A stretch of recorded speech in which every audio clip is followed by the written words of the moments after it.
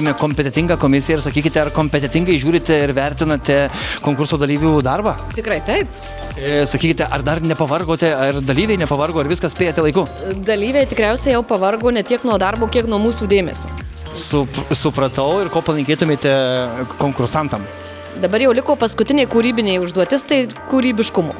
Ačiū labai, pasimatome 17:00.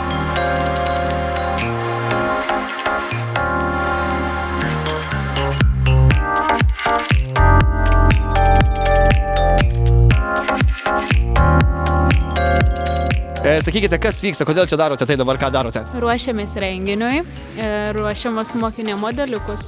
Ir modeliai pristatys kažką, rūbus turbūt, ar ne? Tai pristatinės kolekcijas ir paskui konkursinius darbus.